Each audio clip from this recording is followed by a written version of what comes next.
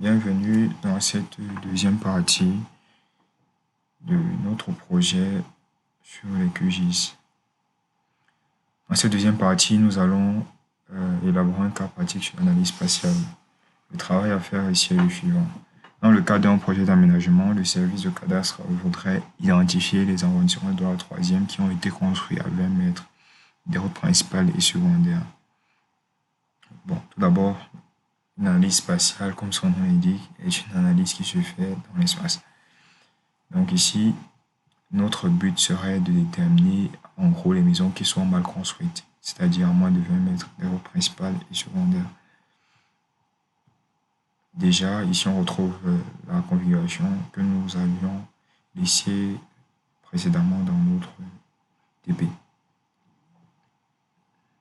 Directement, nous allons aller télécharger les données nécessaires à notre travail.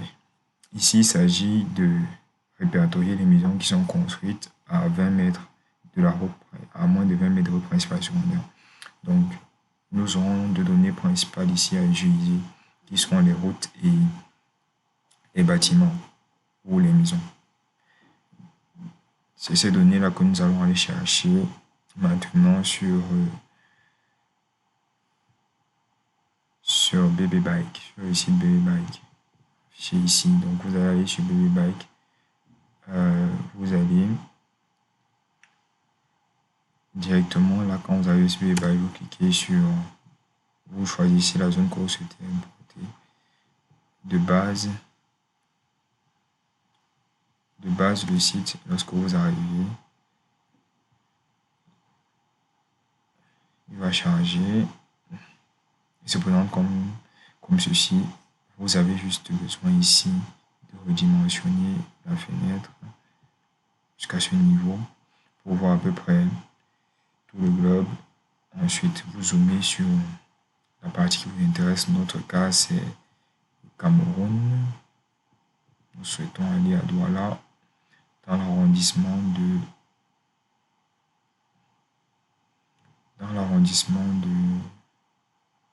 Douala 3e. Donc, c'est ici. Voilà. OK. Une fois que c'est fait, déplacez la carte dans la zone souhaitée. Donc ici, je n'oublie pas, il faut remplir là. Voilà. Sinon, vous aurez une belle erreur. Ensuite, vous cliquez ici. On vous demande ensuite, oui, comme d'habitude, la zone est trop large, il faut redimensionner cela. Vous avez ici le temps de téléchargement nécessaire. Vous avez ici le nombre de mégas à télécharger. Et ensuite, ici, le nombre de kilomètres. Ensuite, vous cliquez juste une seule fois. Là. Vous avez ce point-ci qui vous permet de redimensionner la fenêtre. Et ce point également en bas à droite qui vous permet de redimensionner la fenêtre. Donc, nous allons essayer d'abord comme ça. Voir si c'est bon. Apparemment, non. Bon, apparemment, oui. Ici, on élargit encore un peu. Trop grand. Bon, là, c'est bon. Une fois que c'est fait, vous cliquez sur Extract. Une fois que vous arrivez ici, vous pouvez aller là pour suivre votre téléchargement. Ou bien, pour suivre votre téléchargement. Et lorsque votre fichier est prêt, vous l'indique là, le fichier vous est envoyé par mail. Donc, vous allez aller sur votre Gmail. Ensuite, vous allez sur votre Gmail. Vous allez ensuite recevoir le fichier, un message de BabyBike avec votre fichier. Bon, moi je l'ai déjà téléchargé.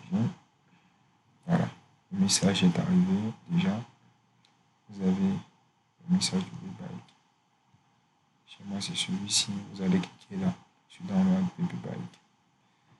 Ok, moi je l'ai déjà téléchargé. Donc je vais me rendre directement là. Bon, quand vous rentrez dans Download, vous avez Planète. Ici généralement c'est BabyBike. Vous avez juste besoin des IP.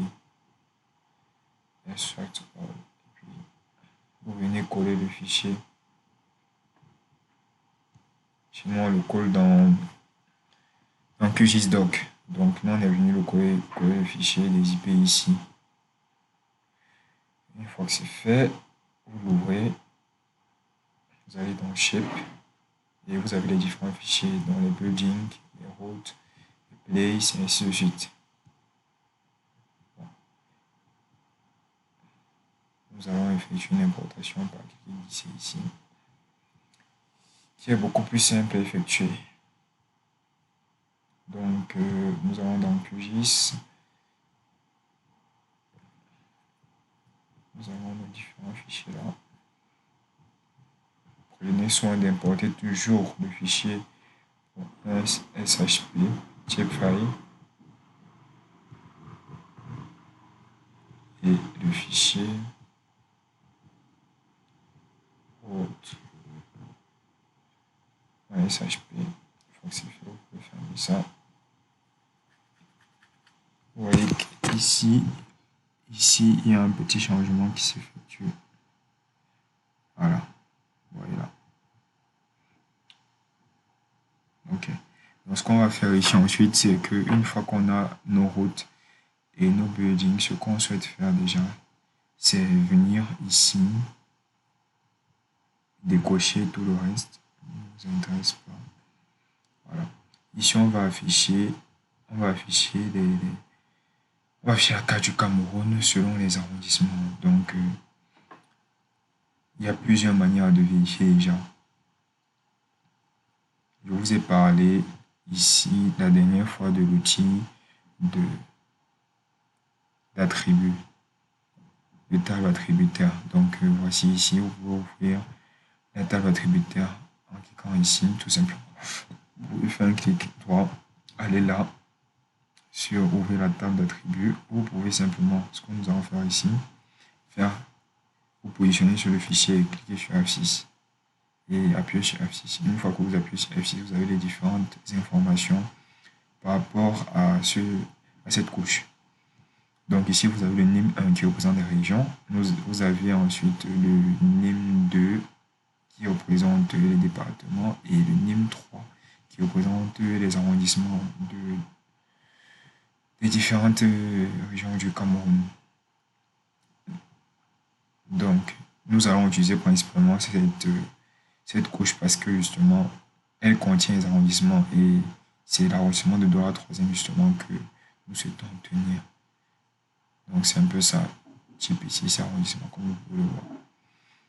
Par contre, si par exemple nous allons ici dans Cameroun 2 et que nous cliquons sur F6 par exemple,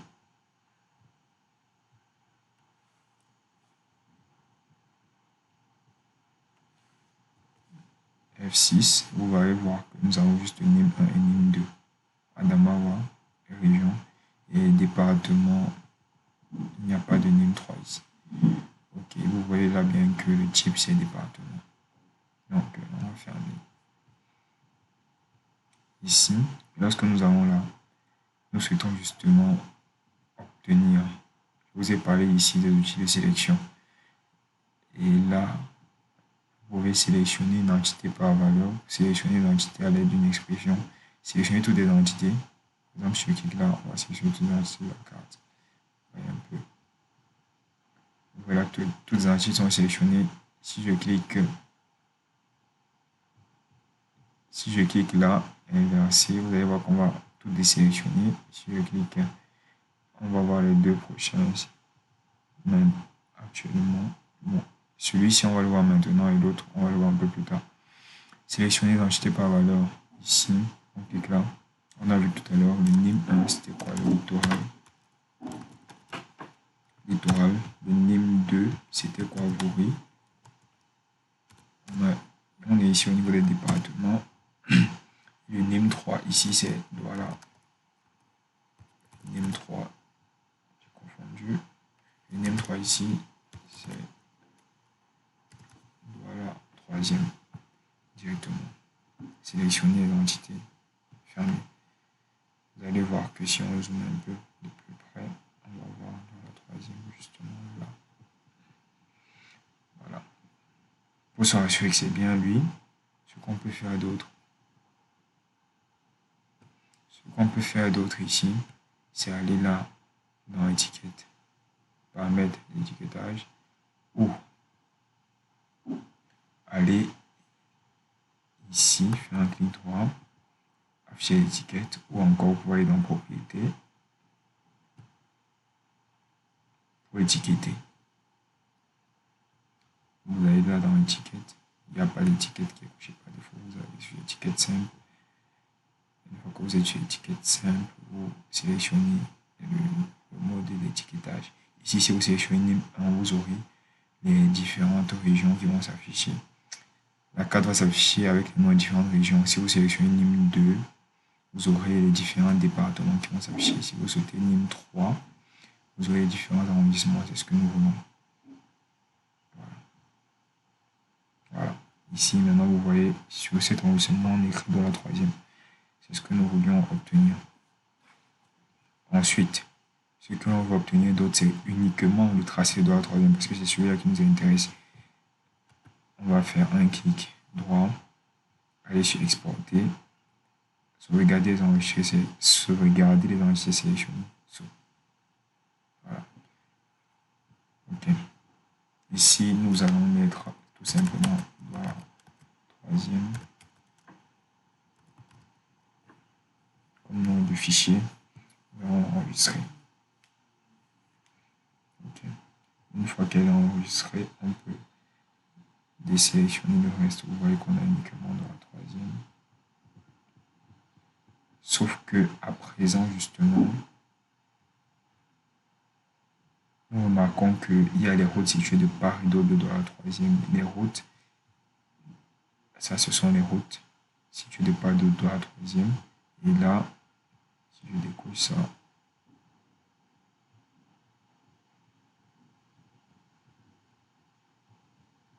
si je décoche les routes, on va avoir les buildings maintenant situés de part et d'autre de la troisième. Ce que nous voulons obtenir, c'est uniquement les routes situées dans la troisième et les buildings situés dans la troisième. Donc, ce que nous allons faire pour cela, c'est sélectionner building dans un premier temps, aller dans vecteur, aller dans outils de géotraitement, aller dans couper. Et chez vous, si vous êtes en anglais, vous allez voir clipper. Vous allez cliquer dessus. Ici, par défaut, déjà, c'est ce que j'ai sélectionné dans buildings. Ensuite, en bas, gauche de superposition. Vous allez choisir la couche que vous venez de créer, donc dans la troisième. Voilà. Et ensuite, vous cliquez sur exécuter.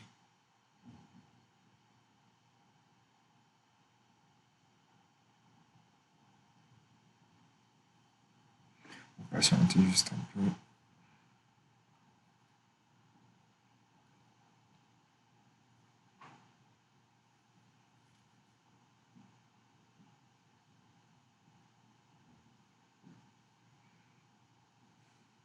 Ok, c'est terminé. Ensuite, vous cliquez sur fermer. L'outil découper, c'est celui-ci. Nous pouvons directement le renommer. Nous allons le renommer buildings.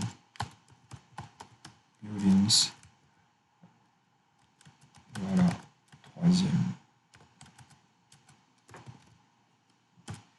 Nous allons faire de même avec les routes. Sélectionner uniquement les routes de la troisième. Ici, vous pouvez désélectionner ensuite building. Voilà, vous voyez que là, on a uniquement les routes de la troisième. Les bâtiments de la troisième. On va faire la même chose avec route. Avec route. Voilà. Donc, je vais sélectionner juste.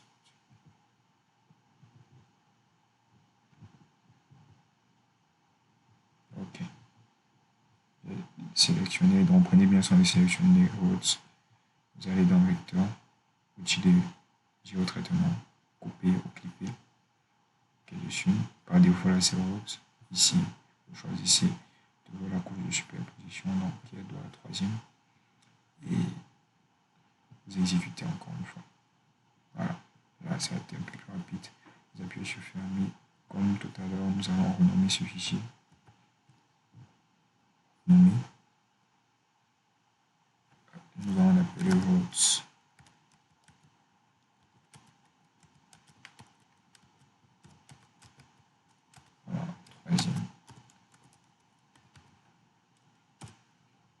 Ensuite, nous pouvons désélectionner rows. Nous allons à présent supprimer les fichiers encombrants. Nous allons supprimer rows. Nous allons laisser building. Nous allons supprimer tout le reste. Celui-ci également.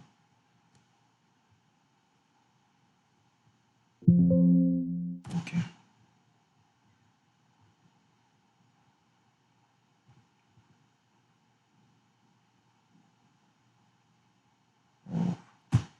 Nous avons commis une belle erreur. Nous avons supprimé les routes de la troisième. Oh, c'est pas grave. Nous allons tout simplement importer ça là. Refaire le processus. Vecteur. Sur le traitement, couper. Ensuite, superposition. La troisième. Exécuter. Fermer.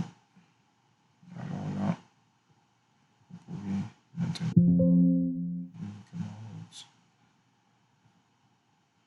découper la renommée.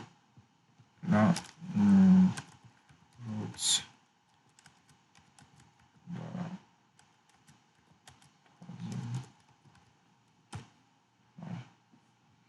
On est bon. Une fois que vous avez pu avoir tout cela, vous constatez une chose avec moi, c'est que déjà, c'est pas très lisible tout ça. Donc, ce qu'on va faire déjà, c'est aller dans la troisième. Premièrement, on va éditer tout ça. On va aller dans propriété.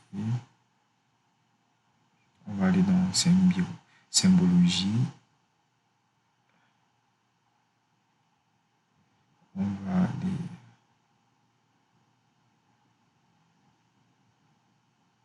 dans couleur.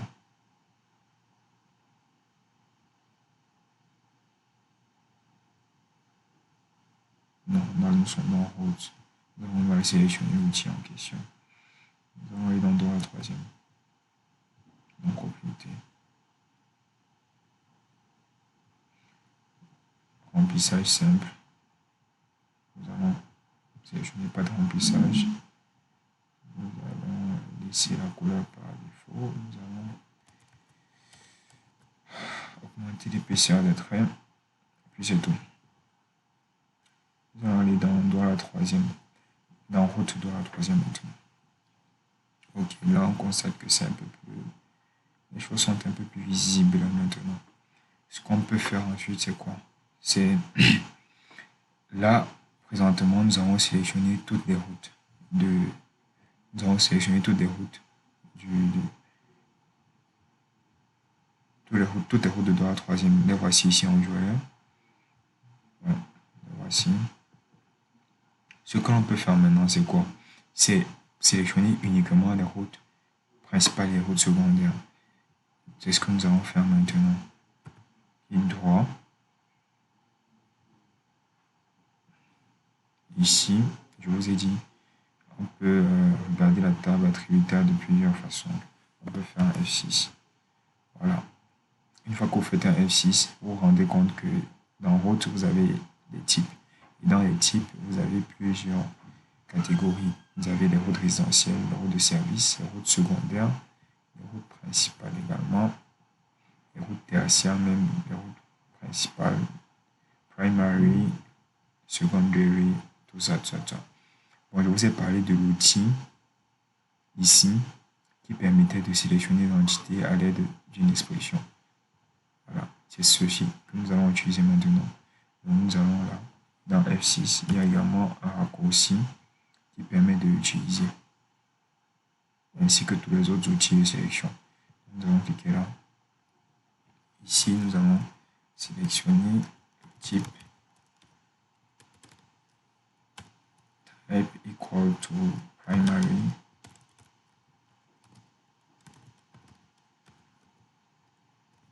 Or type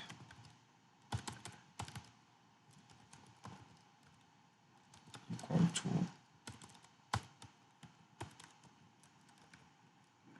secondary.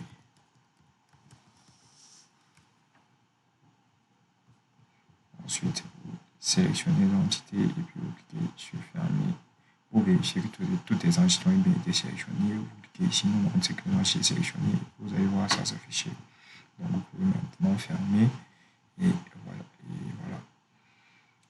Uniquement les routes principales et secondaires qui ont été sélectionnées. Vous voyez les autres routes qui sont restées en violet. Donc ce qu'on va faire maintenant, c'est aller justement sélectionner uniquement ces données-là, ces données primaires et ces routes principales et secondaires qui ont été sélectionnées. Donc pour cela, on va faire un clic droit, cliquer sur exporter et aller dans sauvegarde les entités sélectionnées sous. Donc ici, on va cliquer, on va le nommer route 1, 2 pour primaire et secondaire. Voilà, troisième. Voilà. On clique sur OK. Voilà. Une fois que c'est fait, on peut désélectionner toutes les routes de la troisième et même supprimer. OK. Maintenant, ici, on a les routes principales et secondaires de la troisième. On va les renforcer en rouge vif pour qu'elles puissent mieux se voir. Pour qu'elles puissent mieux se distinguer.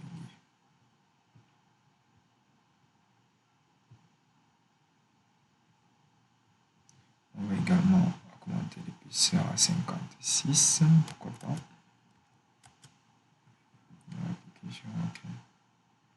Ensuite, une fois que les routes sont définies, on va ensuite maintenant créer, définir en fait la zone située à 20 mètres des routes. Souvenez-vous, dans l'exercice, on veut déterminer les zones situées à 20 mètres. Les zones qui ont été conçues à moins de 20 mètres des routes. Donc pour cela, il faut d'abord qu'on détermine où se situent les 20 mètres. À quel niveau se situent les 20 mètres près de la route. Donc pour cela, on va déjà sélectionner la route sur laquelle on souhaite effectuer notre analyse. Ensuite, aller dans Vecteur, toujours outil de géotraitement, mais cette fois-ci, aller sur l'outil tampon ou buffer. Si vous êtes en anglais, une fois que vous avez sélectionné la route, vous allez la voir apparaître ici par défaut. La distance qui est par défaut également de 10 degrés. Et voici où c'est notre problème.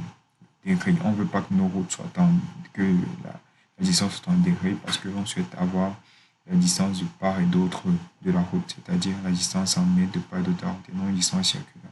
Donc ce qu'on va faire pour changer cette distance en degrés, c'est d'abord de fermer ici, aller dans boîte d'outils, chercher, reprojeter une route, reprojeter une couche, pardon. Une fois là, vous, par défaut, c'est celui-ci qui va s'afficher. Généralement, vous pouvez cliquer là et aller chercher autre chose qui s'affiche en mètres. Par exemple, si vous venez là, dans géocentrique, vous cliquez ici, vous allez voir que l'unité là, par exemple, c'est le mètre.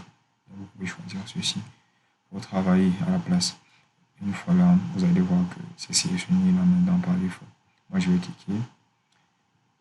EPG, machin, hémisphère, nord, hémisphère. Ensuite, la route est sélectionnée. Tout est bon. Et là, je clique sur exécuter. Directement, ça a fini de faire le travail. Et vous voyez la nouvelle fenêtre projetée qui s'affiche là. Là, on peut fermer.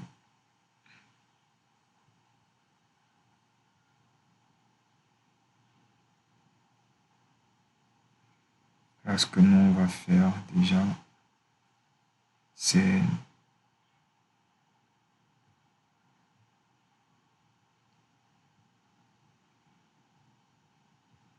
de copier le style ici.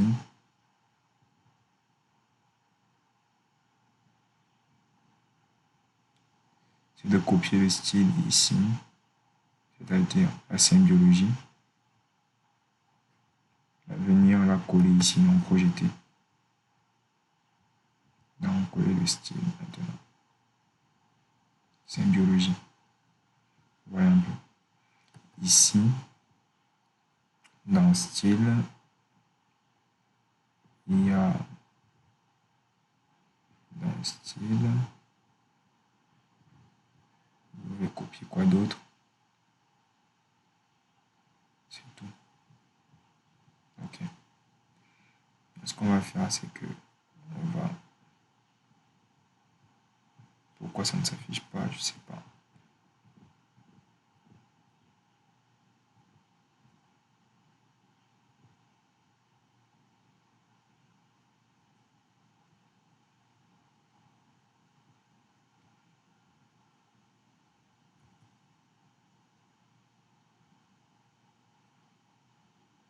Projeter.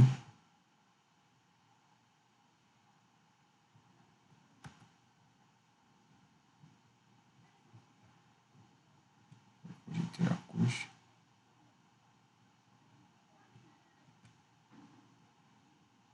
Ici, on va directement cliquer sur. On va prendre un autre outil.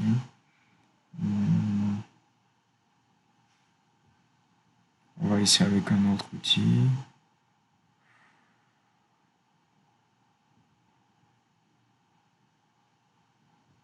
Celui-ci. Exécuter. Fermer. Voilà. Ok, avec celui-ci, ça marche un peu mieux. Ce qu'on va faire, c'est que celui-ci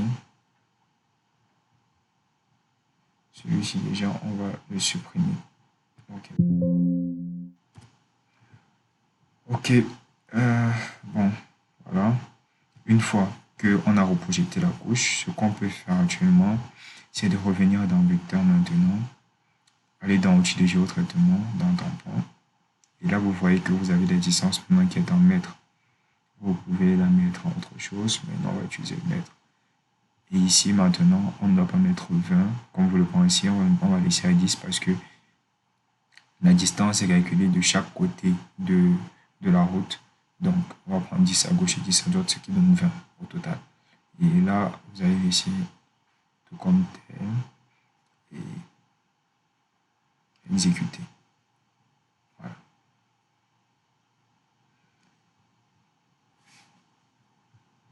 Vous allez cliquer sur fermer. Vous avez ici maintenant la zone mise en tampon. Cette couche, vous pouvez la couche reprojetée. Voilà. Maintenant, là, si vous zoomez, vous avez la zone mise en tampon. Ok. Vous pouvez également encore afficher la couche reprojetée. Je peux changer son style. Je peux la mettre en rouge pour qu'elle soit un peu plus visible. Mettre son diamètre 56. Ok. Voilà. Là, c'est mieux, je pense. Voilà. Ok. Une fois que nous avons projeté les couches, ce que nous voulons faire ensuite, c'est définir justement les maisons qui touchent cette couche. Voici en fait ce qu'on va faire actuellement, c'est essayer de donner quelques noms à tout ça. Bon, ici déjà, on va donner le nom à notre couche. Dans la troisième, on va lui donner un nom. Voilà. Ok. Également, on va donner un nom. Ici, on va d'abord la renommer.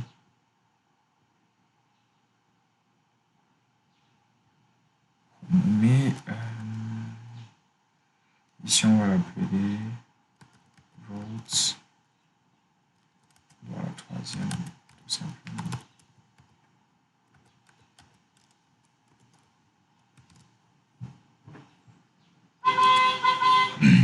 Voilà.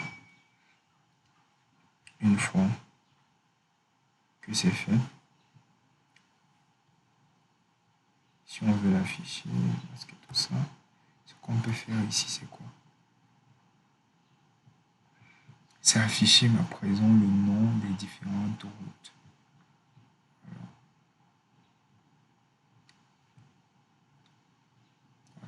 Ici, c'est Nîmes. Voilà, on peut les afficher, on peut changer la couleur, mettre une couleur un peu plus vive. Voilà. Ok. On peut mettre la mise en tampon. Ok. Maintenant là, nous sommes au niveau de l'avenue Japoma. Vous voyez déjà là qu'il y a certains bâtiments qui, qui frôlent la route et tout, et tout, et tout, et tout, et tout, et tout. Donc, ce qu'on va continuer de faire maintenant, c'est justement indexer justement tous ces bâtiments qui, qui touchent la route. Nous allons les surligner en rouge. Voilà. Ce que nous allons faire ensuite, c'est aller la mise en tampon. On sélectionne la mise en tampon. On va dans vecteur. On va dans outils de géotraitement toujours. Outils de géotraitement toujours. Mais cette fois-ci, on va aller dans intersection. Ok. Une fois que c'est fait, on veut créer une intersection entre quoi? Entre la mise en tampon et les buildings d'ancien troisième. Oui, c'est exactement ce qu'on souhaite faire. Entre la mise en tampon et les buildings d'ancien troisième. Donc, on va exécuter. Donc, là, n'oubliez pas la mise en tampon et les buildings d'ancien troisième. Là, on exécute.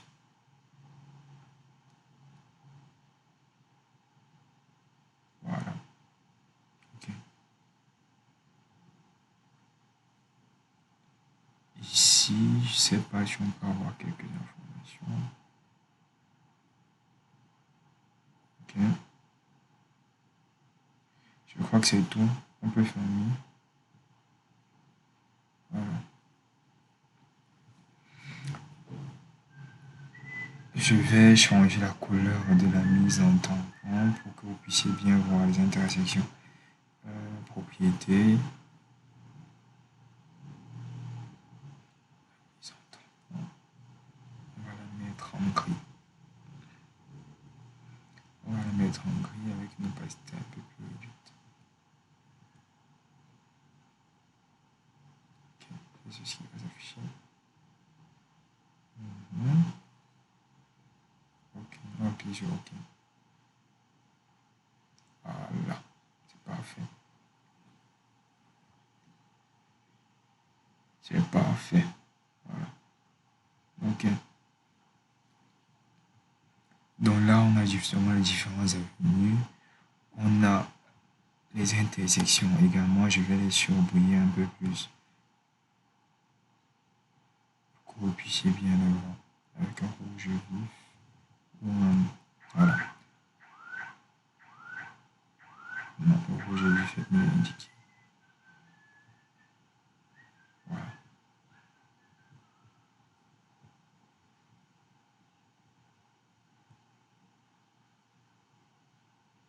Voilà.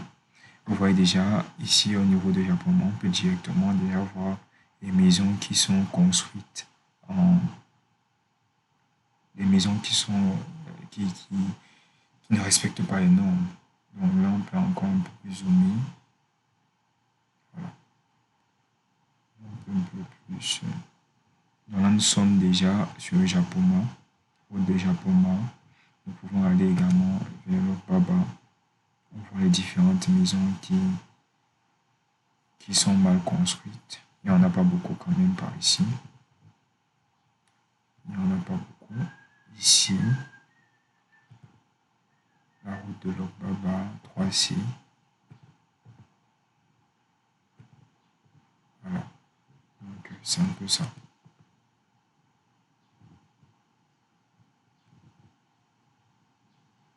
Voilà.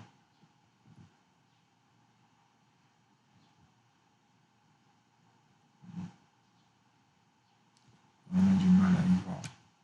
Ok. Lorsqu'on zoome un peu plus justement, voilà. Lorsque vous arrivez ici sur cette route, voilà, il y a plein de maisons déjà plein de bâtiments déjà qui encombrent pratiquement la moitié d'un côté de la chaussée. Donc, comme vous pouvez le voir, ici on est sur quelle route? Ça ne s'affiche pas, je ne sais pas pourquoi. Voilà, pareil ici. Pareil ici. On a des maisons qui encombrent pratiquement, des bâtiments qui encombrent pratiquement la moitié de la chaussée. Donc, à travers ce travail, à travers ce petit TP, vous pouvez aider déjà des topographes, des géomètres à déterminer déjà sur le terrain quels sont les bâtiments qui doivent être cassés. Quels sont les bâtiments qui doivent être cassés?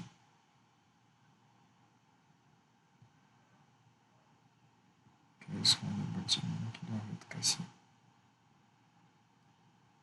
Je ne sais pas pourquoi. Les routes ne s'affichent plus. Ouais, je me dis.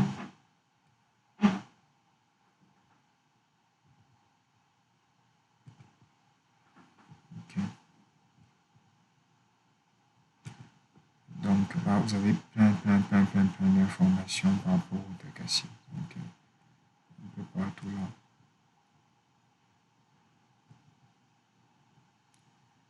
Ça, c'est la rue de Deido Bassa. Quand on arrive à la rue de Deido Bassa, justement, voilà, voilà. On a plein de maisons là qui sont mal construites. Bon, je vous avais demandé déjà, n'oubliez pas, je vous avais demandé de garder les buildings, voilà. Voilà, de garder les buildings. Ici, à présent, si nous venons là, nous cliquons sur F6, vous allez voir. Voilà. Ici, vous avez un total de 455 000 entités. Vous voyez un peu. Maintenant, si nous 455 000 entités environ qui ont été sélectionnées ici. Si nous venons sur les buildings d'ancienne troisième, il y en a 101 000 buildings d'ancienne troisième. Maintenant, les maisons qui doivent être détruites, les bâtiments qui doivent être détruits. Désolé. Les bâtiments qui doivent être détruits sont ceux-ci. Voilà, ici vous avez 2323. Bon, bâtiments qui doivent être reconstruits sur 101 000 en fait. Voilà.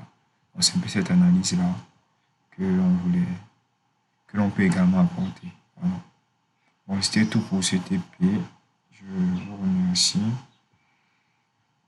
d'avoir été patient et d'avoir suivi du début jusqu'à la fin. Nous allons donc nous arrêter là. À très bientôt, j'espère.